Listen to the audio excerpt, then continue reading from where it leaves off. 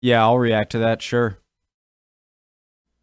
All right, guys. Feel pretty proud of myself. I'm sticking to a schedule today. All right, so doing this Great Northern War episode, I may do the fourth as well, but they're only fifth. I did two Hannibal series today, so maybe I'll save 4 and 5 for tomorrow. And after this, I'm doing one of the recommendations. And I promised on one of my previous videos that if I got 20 likes, I would learn every county in England, which I started to yesterday, and I'll finish today and put up a video after that recommended video.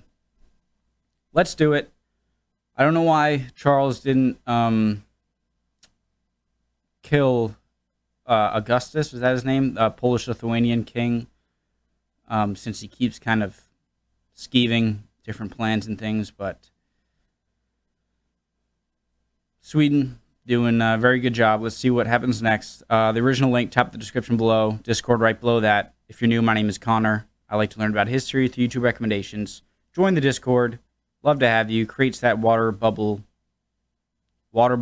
watering hole atmosphere around history and YouTube that I want to create around history on Discord and YouTube. That I want to create here. Love to have you. A lot of fun. Most of us are nice. Some aren't. No, they're all great. Let's go. Was Kennedy a good president? That's off topic. Okay, let's go. Forget it. Forget I said that. Let's go. Great Northern War, young and violent. Two houses, both alike in dignity, in fair northern Europe. Wait a minute.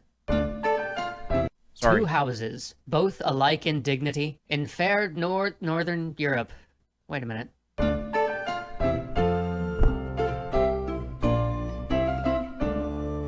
With Poland-Lithuania out of the fight, Charles XII sets his eyes on another foe, the Russian giant Peter the Great.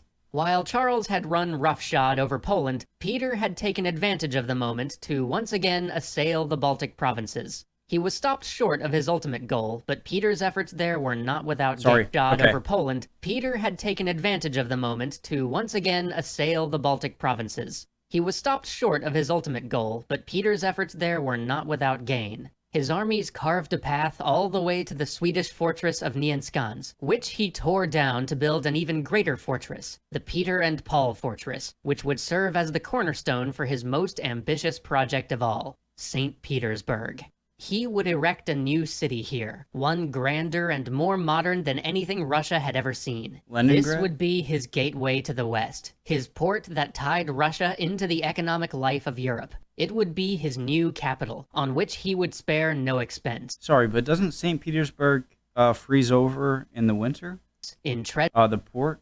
I'm not sure. Of Europe. It would be his new capital, on which he would spare no expense, in treasure or lives. This was to be the culmination of his legacy, the embodiment of all his ideas on westernizing Russia, on becoming a naval power, on embracing European art and science. So that's why it's St. Petersburg. Sorry, I should have, okay.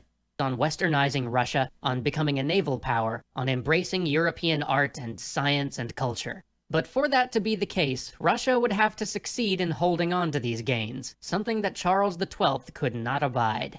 Throughout 1704 and 1705, Swedish forces tried to take Peter's great fortress, but time and again they were repelled. Soon costs started to mount, and men that could ill afford to be lost died for little gain. So Charles revamped his strategy and blockaded St. Petersburg. While the blockade dragged on, he began marshalling his main force for a march to the east. It was at this point that Russia sent him a peace offer. In return for an armistice, Russia would give up all of their gains, except for St. Petersburg and the forts connecting it to Russian territory. But Charles was having none of it. He knew how important St. Petersburg was. Why, with his invincible army, should he give it up?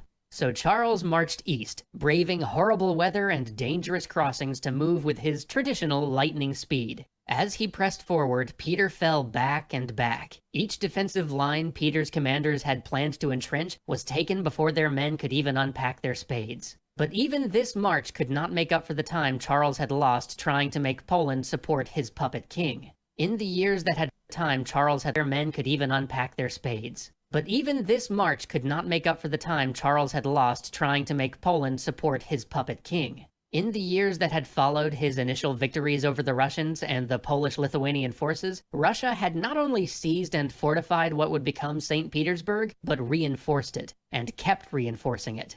Yet, the Swedish army was strong, their king was able, their officers daring and intelligent. Top members of the military thought that it would be a tough... Okay, so he's saying how he's able. This is my first time learning about Charles of Sweden. He seemed like a very... What's the opposite of cautious? I'm having a brain fart. Opposite of cautious. What's the word? Think of one for me and put it in the comments. But I guess he does have a method to his madness. You can't be lucky that many times. And like I said, it's kind of a bonus, or it can be scary having this young, very unpredictable king or leader on the other side. Their officers daring and intelligent. Top members of the military thought that it would be a tough fight, but that they could take St. Petersburg. They drew up plans and submitted them to the king, who swore them to utmost secrecy about the plans they had concocted. And so the officers marched, thinking their objective to be St. Petersburg. But soon they found themselves near Minsk. Wait a minute, that wasn't on the way to St. Petersburg. Charles had marched them in a different direction, and there was only one place they could be going from there. He was marching them to Moscow. Charles's officers had told him that they were not ready, that striking so deep into Russia was simply too great of a gamble. It was something the army... That's pretty smart. Again, I don't know. I'm sorry I'm pausing. I'm not sorry I'm pausing. I'm pausing. So that because Peter the Great is clearly St. Petersburg, or whatever it's called at this time, is clearly the target, and they're spending all this time. But if he just goes for Moscow, he can make, if anything, he can maybe send a smaller force, draw people away from St. Petersburg, or just threaten there. That's smart. Ready. That striking so deep into Russia was simply too great of a gamble. It was something the army simply wasn't prepared for. But how many times before had Charles been told that something was too great a gamble? How often had he heard that something was impossible, only to then achieve it himself? He had made up his mind. They would not waste their time retaking lost territories. He would unseat Peter himself. The first two rivers they crossed with little opposition, being slowed only by the fact that the retreating Russian forces burnt every bridge along the way. Tartar horsemen also harassed them continually, but this seemed a minor nuisance. They were making good time through bad country. But then, at the Wabis River, they found a large enemy force barring their passage. The position held by the Russians was daunting. The Swedes would have to traverse marshy ground to get to them, and beyond that was a forest which might hide yet more troops. But Charles saw a way. The enemy line had a gap in it along a swampy area that the Russians clearly thought was impassable. Charles personally led his army across 1,500 yards of killing ground to reach this swampy area. He's brave. At one point, his men were shoulder deep in water. The enemy line was split. The Russians tried to use numbers to heal the breach, but heroic actions from the Swedish cavalry prevented any joining of Russian arms. Soon the line began to collapse. The crossing was theirs. Once again, the Swedes had triumphed against impossible odds. But keen observers in the army would have noted that though the Swedes emerged victorious, these Russian troops were made of sterner stuff than they had been 8 years back. Tactics and firm soldiering had been hammered into them since their retreat at Narva. They would not be turning and running like that anymore. This victory left Charles's army exhausted. It would take a month of rest before he could really move them again. And during this month, Peter was not idle. Peter stripped the land bare. He laid waste to any stretch of ground that the Swedes would have to cross, and even though it was his own country, and the suffering caused to his own people was immense, Peter made no half measure of it. I'm pausing. So I know that Russia has its big weakness in its western front. You have vast Siberia and the Ural Mountains to the west, or to the east. You have the Black and Caspian Seas, and in between that, you have the Caucasus Mountains. And then you have, I'm not sure, I'm sure the Balkans are pretty mountainous too. But there's just flat plain and very easy for, in later wars, tanks and stuff to go through, but also to take cannons and whatnot. Don't have to go through crazy mountains or stuff like that. But they found a very seemingly cruel but ingenious and, necessary tactic of scorched earth, where, all right, they're clearly big enemies in Europe are going to be able to roll through this, but there's so much area, and there's winter. I know a lot of deaths in war in Russia tend to happen in the summer to disease and whatnot, heat stroke. But then you have the winter as well is going to be freezing, and so this tactic is very reasonable. Every gain caused to his own people was immense. Peter made no half measure of it. Every grain of wheat was carted off. Every pasture where a horse might graze was turned to ash. There would be nothing but wasteland for the Swedes to traverse. Thus began a time of suffering for the Swedish forces. When they resumed their march, food was scarce, and with scarce food came disease. This victorious army began to march as defeated men, with hollow eyes and weary steps. Charles continued to rally them, but he had no real answer to this predicament. He had been counting on living off the countryside as they marched. Their supply lines were stretched beyond their limit.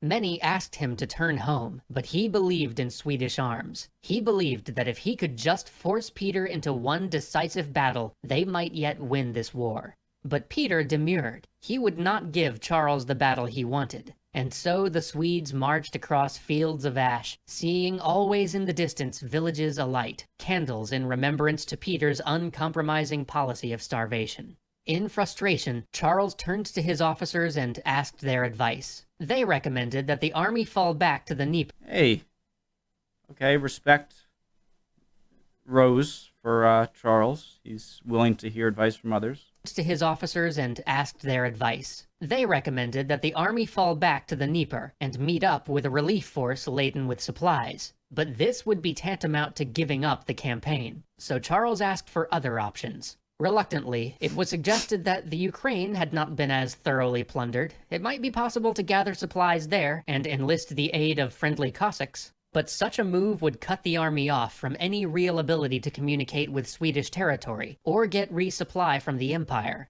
Still, Charles saw it as a possible path to victory where retreat offered none. His officers pleaded with him to at least wait for the relief force and their provisions. But Charles, fearing that further delays would only give Peter more time, turned the army toward Ukraine immediately. They would now retrace their steps until they could turn south, walking back across the same blasted waste from which they had just come. But as summer gave way to autumn and autumn to winter, a chill set in. Then a deep cold. Then a freezing, bone-gnawing frost. And not just any frost. This was what is known today as the Great Frost, the coldest winter Europe has experienced in 500 years. Is that the little ice age? Rivers froze from the Thames all the way down to the lagoons of Venice. And this frost served Peter. Froze from the Thames all the way down to the lagoons of Venice. And this frost served Peter well. By the time the winter of 1708 and 1709 came to an end, sorry, I've Charles been super pausy, but you'll have to deal with it here. The little ice age. Okay, so it lasted for a pretty long time, from 1303 to 1860. Okay, I thought it might have been a smaller sort of. By the time the winter of 1708 and 1709 came to an end, Charles had only 20,000 remaining men able to fight, less than half the number he'd begun this campaign with. Half of his undefeated army lost. But there's still hope yet. Join us next time to find out what happens to his reinforcements, to the Cossacks Charles hopes yet to enlist, and most of all, to the great army of Charles himself, as he and Peter finally square off at the Battle of Poltava. I'm not gonna lie, I really want to watch the next episode, but I am going to stick to my schedule, and should I?